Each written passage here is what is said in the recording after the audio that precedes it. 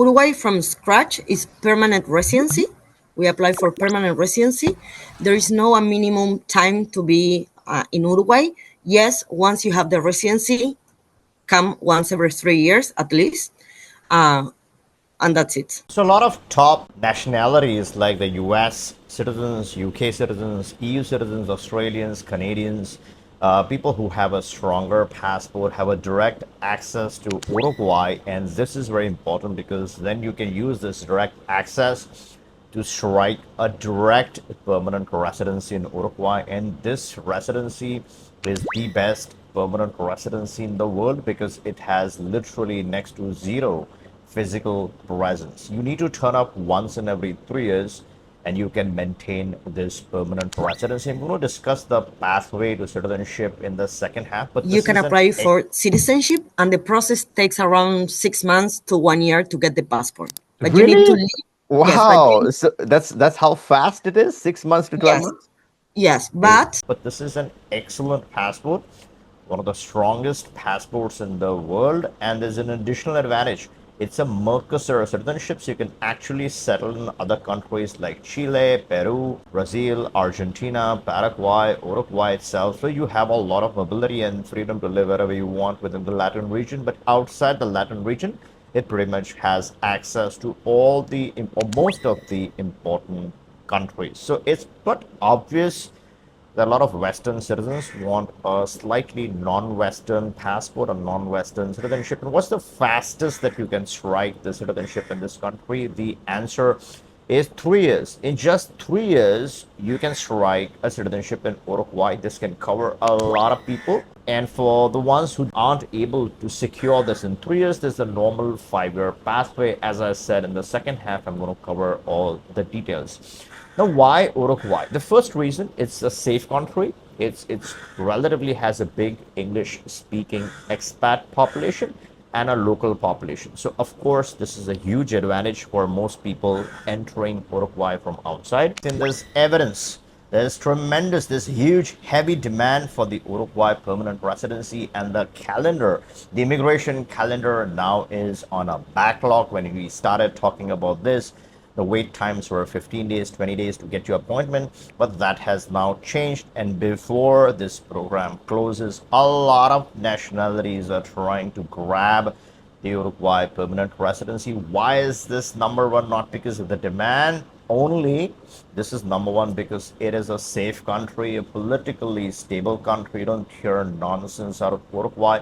It borders Argentina, so once you get your Uruguayan nationality, you have an opportunity next door. So you can expand on your portfolio. It has access to beaches. It's one of the safest countries in the world. It's the safest country in Latin America. Immigration is friendly, and that passport is rock solid. There's extreme buzz, and the buzz is about now being able to qualify using job salary, active salary. And you mentioned 1200 USD is sort of the threshold that people should show. I wanted to hear more. In addition to that, it does just not stop there. You also have tax advantages like tax holidays, the territorial schemes, and different things that you can exclude from your income, which makes it a stable and an excellent choice for anyone asking for pretty much anything out of country. This is huge. They invest 500K. Let's say they buy a property of 500K in Uruguay, then they become a tax resident without physical presence? no, it's 60 days plus Plus. 500K, or leave just 6 months per year, Oh, I see. and So no 6 months per year automatically because they're physically living there for more than half the time, then they become a tax resident, or then a combination of 60 days and 500K in the country. And they pay zero taxes in Uruguay for the next 10 years. So like a tax holiday. exact tax holiday. That was the word that I Yeah, wanted to yeah, say. yeah, Tax yeah. holidays. Friendly country, so you would be accepted. Integration would be easy. Now, there's huge demand from a separate section of people who are not Western citizens, who are not Americans or Canadians. So there's two segments.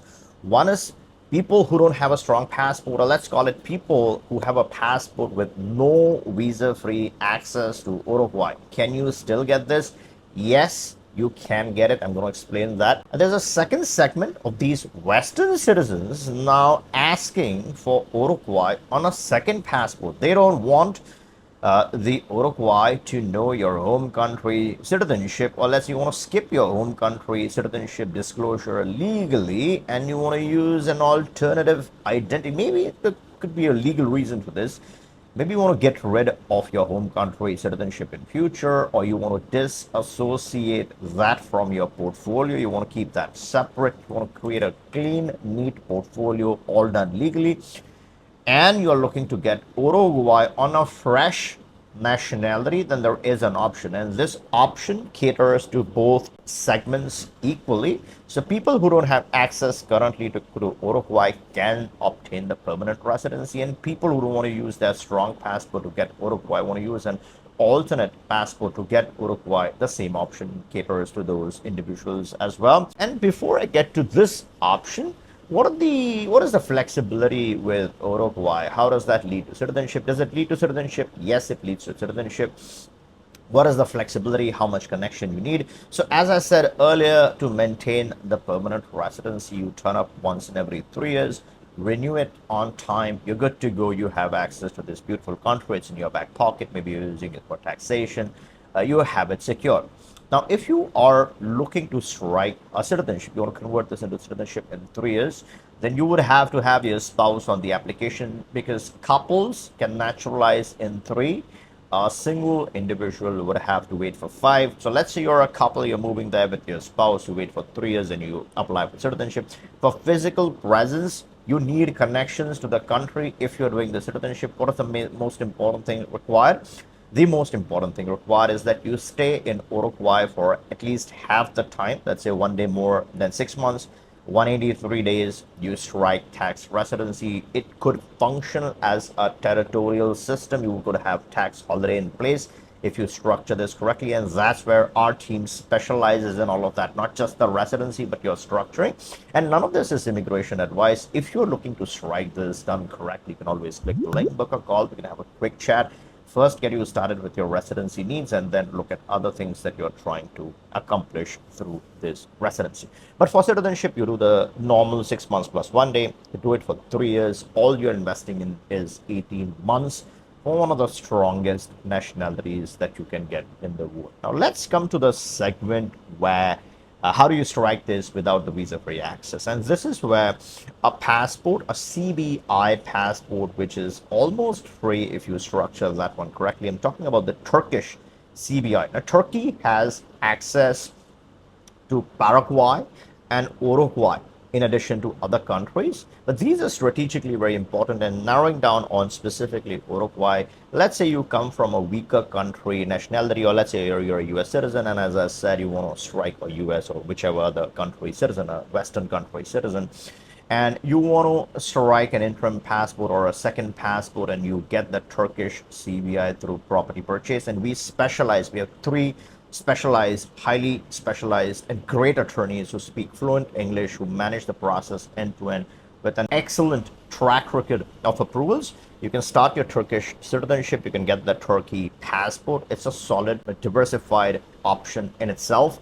And Argan is saying that in future there's a chance that they might make that a territorial system with its own tax holiday for 17 to 20 years. It's still up in the air. We can't rely on that until they actually publish it, but there's a good chance that could see the light of day. We got to wait and watch, and I'll be updating you. So if you are subscribed to the channel, you would be the first one to be notified of any changes anywhere, not just Uruguay, not just Turkey, across any program. So please do me a favor, turn on that subscription so you stay notified. So once you get the Turkish passport in place, you have an excellent plan B, diversified jurisdiction to secure yourself. If shit hits the fan, you can survive in Turkey. A lot of people go to Turkey, set up shop, but you don't have to do that. Just keep the passport. And if things go wrong, you know you are headed to Turkey. You're secure inside. Your family is secure inside Turkey. And what Turkey does is opens up the gates to Uruguay. Then you strike, then you land, get Uruguay secured, get the permanent residency in place. Do the 3 years on your Turkish passport in Uruguay, 6 months each year. Let's call it 18 months. Let's not say 3 years, let's call it 18 months of physical presence in Uruguay. And then you strike that nationality. So you have Turkey as a backup and then Uruguay as your plan A. So if you are coming from a plan C country, let's say your passport is super weak, like Pakistan, Nigeria, or any other country with a weak passport, then obviously Turkey is a good upgrade. You're getting into a plan B situation now, and then with Uruguay, you quickly slip into a plan A situation. So you have the C, B, and A, you're going in reverse order. But if you're a Western citizen, let's say you're coming from the US, France, Germany, you have a heavy surveillance state at home in your case, and you think you want to escape that, but you don't want to use your home country passport, you don't like the foundation, you don't like the platform. That is where you get the Turkey in the mix, and you have that plan B security. So you're jumping from plan A, getting your plan B, and then you're creating another plan A. Your original plan A serves a different purpose. Maybe you want to get rid of it, we don't know. But you do then have a genuine plan A to go to, and then you obviously have your plan B. So I do see Turkey climbing up the ladder, especially if that territorial regime comes into play. Turkey passport CBI becomes important. But let's say even otherwise, if Uruguay is in the mix, then Turkey could be an interesting play, not just for powerful passport holders, but also for weaker passport holders. Now, let me know your thoughts in the description below. How is this combination, a dual citizenship with Turkey and Uruguay? Is it a powerful combination? Is there any other combination in 2026 that you want me to cover? And as I said, please make sure you're subscribed, and catch you in the next one.